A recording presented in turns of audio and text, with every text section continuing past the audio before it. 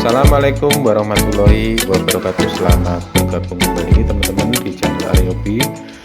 Semoga kita selalu dan senantiasa diberi kesehatan dan keselamatan. Amin ya robbal alamin. Baik teman-teman, pada video kali ini saya akan membahas elko tegangan tinggi seperti ini teman-teman, ataupun kapasitor elektrolit yang bertegangan tinggi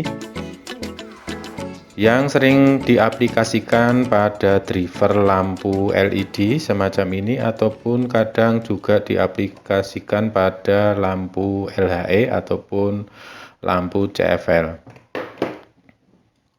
Oke teman-teman, seperti di hadapan saya ini ada elko bertegangan tinggi yaitu 400 volt dan mempunyai mikrofarad 82 mikrofarad.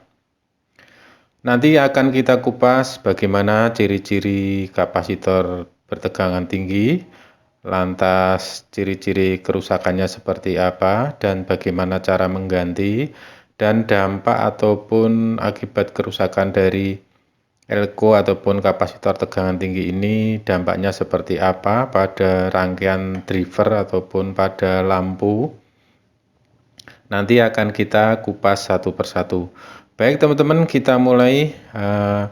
Elko ataupun kapasitor yang bertegangan tinggi seperti yang saya pegang ini adalah kapasitor 400 volt 82 mikrofarad. Itu artinya kurang lebih bahwasanya kapasitor ini akan beroperasi pada tegangan maksimal 400 volt teman-teman. Jadi jika melebihi ambang batas ini maka kapasitor akan rusak ataupun meletus.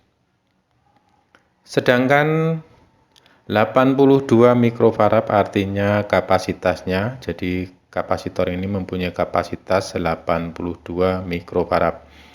Oke, sekarang akan kita kenali ataupun ciri-cirinya kapasitor bertegangan tinggi ataupun elko tegangan tinggi pada sebuah rangkaian, yaitu khususnya pada driver lampu LED ini seperti yang saya pegang ini. Ini adalah driver lampu LED merek Philips.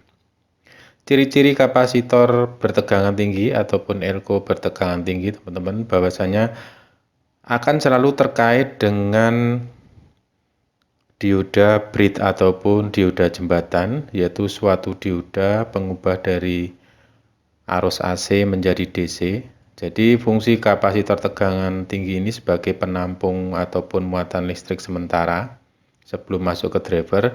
Ini sebagai contoh teman-teman, jadi ini kapasitor tegangan tinggi sebesar 400 volt. Di antara salah satu kakinya pasti akan terhubung dengan namanya dioda bridge seperti ini teman-teman. Oke, ini dioda bridge. Jadi output dari dioda bridge ini pasti akan terhubung dengan kapasitor tegangan tinggi ini seperti ini.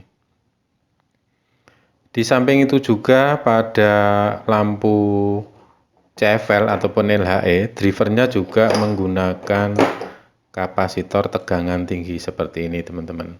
Sama, posisinya dia pasti akan pada output dioda bridge. Kalau ini menggunakan dioda jembatan, jadi outputnya akan selalu terhubung dengan kapasitor ataupun elko tegangan tinggi. Dan ciri-ciri yang paling mudah teman-teman, biasanya mikrofaradnya lebih kecil. Jadi voltnya lebih tinggi tapi mikrofaradnya lebih kecil jika itu terpasang pada lampu ataupun driver lampu. Selanjutnya, untuk kita sudah mengetahui ciri-cirinya bahwasanya kapasitor di antara salah satu kakinya atau outputnya nanti akan terhubung dengan dioda bridge ataupun dioda jembatan. Lantas yang kedua, kita akan mengenali ciri-ciri kerusakannya teman-teman. Jadi kapasitor ataupun elko tegangan tinggi ini sangat mudah dikenali jika terjadi kerusakan. Di antaranya bahwasanya kondisi secara fisiknya sudah tidak normal ataupun tidak rata. Contoh seperti ini, bagian atas kepalanya pun ini kalau tidak normal biasanya ataupun sudah cacat biasanya akan menggelembung ataupun dari sini. Jadi secara fisik pun sudah bisa dilihat bahwasanya kapasitor ataupun elko tegangan tinggi ini masih baik atau tidak itu dengan melihat secara fisik. Namun juga bisa terjadi kerusakan yaitu yang disebut kapasitor kering. Jadi secara fisik memang tidak terlihat seperti ini, tapi kalau kita cek ternyata kapasitor ini sudah rusak. Untuk mengetahui kerusakan kapasitor ini sama teman-teman, yaitu jika teman-teman tidak mempunyai kapasitor meter seperti gambar ini, teman-teman bisa menggunakan multitester teman-teman dengan skala 200 ohm atau ciri-ciri secara fisik yang paling menonjol seperti ini teman-teman, jadi meletus ataupun menggelembung. Teman-teman menggunakan skala 200 seperti ini teman-teman. Oke, seperti ini. Kita akan hubungkan kedua probe ini. Jika nanti ada pergerakan, istilahnya jika kita hubungkan kedua probe, negatif ke negatif, positif ke positif, ada menunjukkan pergerakan angka terus kembali, artinya masih bagus. Oke, seperti ini teman-teman, berarti kapasitor ini masih bagus. Tapi jika sebaliknya, maka kapasitor ini sudah rusak. Kurang lebih seperti itu teman-teman, tapi memang lebih akurat ataupun lebih detail teman-teman bisa menggunakan kapasitor meter. Tapi biasanya memang kapasitor tegangan tinggi atau elko tegangan tinggi ini sangat mudah dikenali teman-teman. Jika rusak dari fisik pun sudah sering bisa dilihat, istilahnya kerusakannya lebih mudah ketimbang kapasitor lain. Oke, sekarang cara mengganti teman-teman, cara mengganti kerusakan kapasitor ini.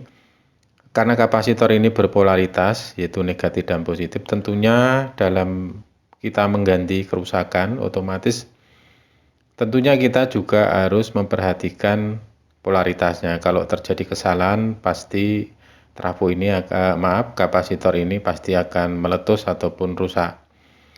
Ya, kita simulasikan seperti ini teman-teman, bahwasanya ini kapasitor tegangan tinggi. Coba saya zoom aja biar oke, ini 400 volt. Cara pasangnya teman-teman harus memperhatikan polaritasnya, negatif ke negatif. Negatif biasanya ditandai ini hitam-hitam. Lantas yang positif tidak ada tandanya. Jadi posisinya harus seperti ini teman-teman. Posisinya harus sesuai. Kalau misalkan salah, maka elko ini akan meletus ataupun meledak. Jadi teman-teman kalau mengganti harus diperhatikan, harus ekstra hati-hati, jangan sampai terbalik. Dan yang paling diperhatikan juga teman-teman untuk mengganti, misalkan seperti ini, kapasitor ini 406,8 volt teman-teman. Ini sebisa mungkin teman-teman kalau mengganti usahakan mempunyai mikrofarad yang sama. Jadi kalau teman-teman mengganti di bawahnya pasti akan berdampak ke driver ataupun ke beban. Jika terlalu tinggi juga akan berdampak ke beban. Jadi idealnya teman-teman kalau mengganti minimal menyamai ini ataupun lebih sedikit. Sedangkan untuk 400 volt itu bisa diganti dengan 450 ataupun 350. Jadi sini penekanannya penggantian elko yang perlu diperhatikan adalah mikrofaradnya. Oke teman-teman, seperti ini cara mengganti dan cara memasangnya. Sedangkan selanjutnya yaitu ciri ataupun dampak yang diakibatkan oleh kapasitor ataupun elko tegangan tinggi teman-teman. Dampaknya yaitu karena ini trafo tegangan tinggi ini sebagai pemasok utama ataupun sebagai jembatan pasokan utama tegangan, otomatis dampaknya ke driver ataupun ke lampu sangat dominan sekali. Di antaranya satu yaitu akan terjadi mati total jika kapasitor ini short. Yang kedua, akan terjadi ripple ataupun lampu menjadi kedip-kedip ataupun lampu menjadi bergetar ataupun kadang nyala redup, karena memang kapasitor ini sebagai pemasok tegangan dan arus tentunya akan sangat berdampak sekali, dan masih banyak lagi kerusakan-kerusakan yang ditimbulkan akibat elko tegangan tinggi ataupun kapasitor elektronik. Baik teman-teman, mungkin hanya sebatas ini yang bisa saya share tentang elko tegangan tinggi ataupun kapasitor elektrolit, dan mudah-mudahan bisa menjadi bahan referensi bagi teman-teman untuk belajar menyervis ataupun memperbaiki lampu LED sendiri ataupun lampu CFL, dan semoga bermanfaat. Kurang lebihnya mohon maaf. Wassalamualaikum warahmatullahi wabarakatuh.